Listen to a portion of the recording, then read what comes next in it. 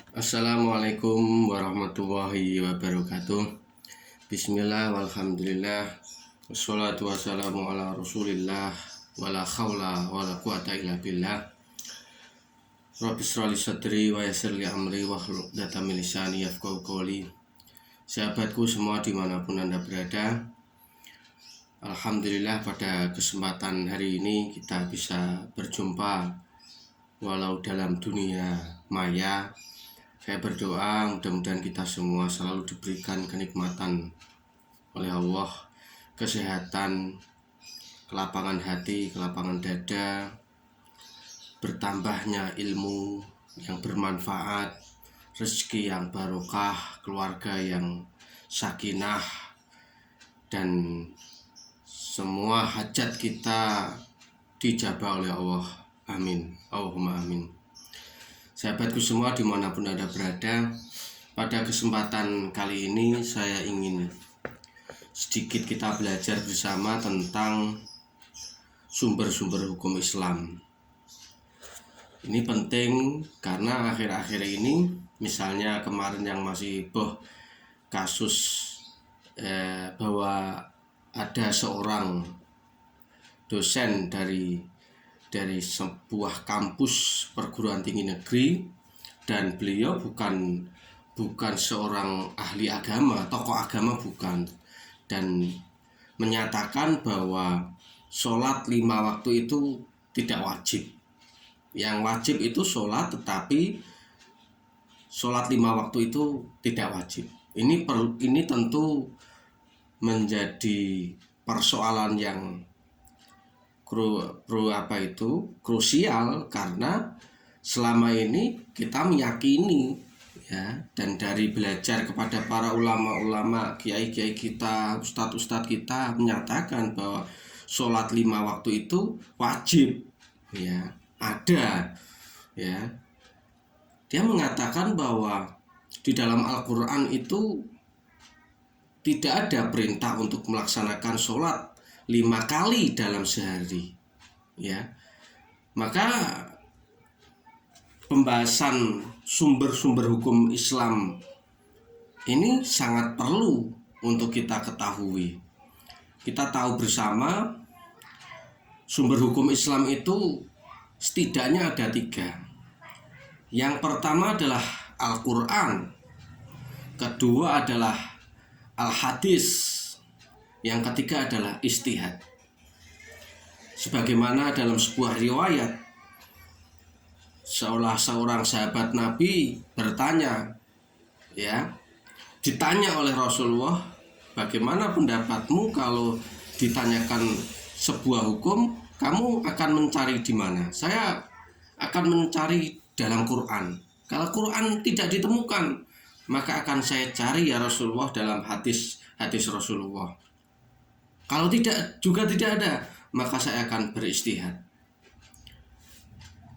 Maka bisa diambil pemahaman bahwa sumber hukum Islam itu ada 3. 1 Al-Quran, kedua hadis Nabi SAW, dan yang ketiga adalah ijtihad. Kita tahu Al-Quran adalah kalam Allah yang diturunkan kepada Nabi Muhammad SAW melalui malaikat Jibril ya. Diawali dari suratul Fatihah sampai suratul An-Nas, membacanya dinilai sebagai ibadah dan seterusnya.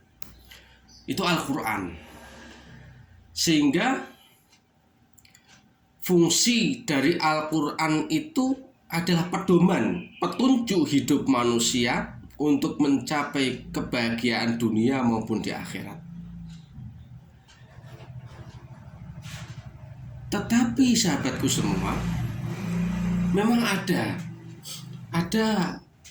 di dalam Al-Quran itu memang ada yang bersifat mujmal, bersifat am, umum, masih bersifat global ya.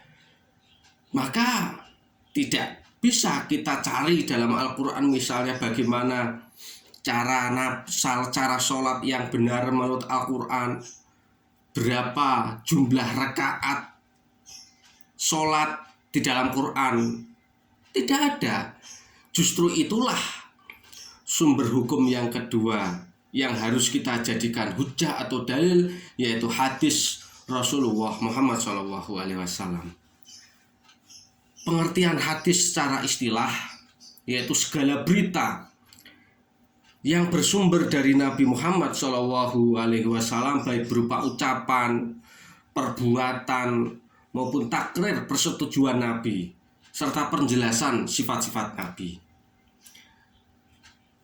Maka kalau ada orang menyatakan bahwa dalam Islam itu tidak diperintah untuk melaksanakan sholat 5 waktu, maka dia tidak belajar ilmu secara metodologi. Bagaimana pemahaman para ulama-ulama kita mengajarkan dalam belajar Islam itu runtut. Quran misalnya memerintahkan sholat, maka di dalam hadis kita ketemukan sebagaimana Rasulullah menyatakan, "Shollu kama ra'aitumuni usolli." Sholatlah kalian sebagaimana saya sholat.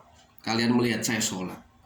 Dengan kata lain, bahwa perintah sholat itu diperjelas lagi secara teknis operasionalnya. Sholatnya kapan, waktunya kapan, jumlah rakaatnya berapa, bagaimana gerakannya, bagaimana bacaannya. Tentu ini semua ada dalam hadis Nabi SAW. Ya. Selanjutnya sumber hukum Islam yang ketiga adalah ijtihad. Apa pengertian ijtihad itu, sahabatku semua? Ijtihad adalah mengerahkan tenaga dan pikiran dengan sungguh-sungguh untuk menyelidiki dan mengeluarkan hukum-hukum yang terkandung dalam Al-Quran dan hadis dengan syarat-syarat tertentu. Dan siapa yang berhak menjadi seorang yang mengeluarkan ijtihad? Tentu bukan orang awam, bukan seperti kita hari ini. Tentu adalah para ulama-ulama yang dengan kapasitas, dengan otoritas keilmuannya mengambil nas, tahu nasih mansuhnya, tahu asbabun nuzul, asbabul wurudnya, tahu bahasa Arab, ya, tahu balaghahnya, tahu ayat-ayat yang bersifat umum dan khusus, dan seterusnya. Ini bukan sembarangan orang, ya, sehingga bukan orang-orang di warung kopi, ya, bincang-bincang terus mengeluarkan hukum, ya. Tentu ini adalah ranah atau wilayah para ulama-ulama yang dalam tingkatan itu mereka sudah dinilai oleh orang banyak, oleh masyarakat Islam, oleh para ulama-ulamanya, bahwa beliau adalah seorang mujtahid. Tentu kita sebagai orang awam ya mengikuti aja, mengikuti bagaimana para ulama-ulama dulu, ya, bukan istilah mengikuti tanpa bloko suto itu tidak ibarat kata itu seperti orang yang buta tidak tahu apa-apa, tidak. Tetapi kita bisa mencari, menemukan referensi-referensi yang dipakai oleh para ulama-ulama yang memiliki otoritas keilmuan, ya, dan bagaimana mereka para ulama itu dalam mengambil hukum atau istinbat dari sebuah hukum yang baru. Karena memang ijtihad itu adalah menemukan hukum yang tidak dalam Al-Quran maupun Al-Hadis itu belum ada, atau memang tidak bisa dipahami oleh khalayak awam, ya. Dan bentuk-bentuk ijtihad ini ada beberapa, misalnya ada ijma, kesepakatan para ulama, ada qiyas, ya.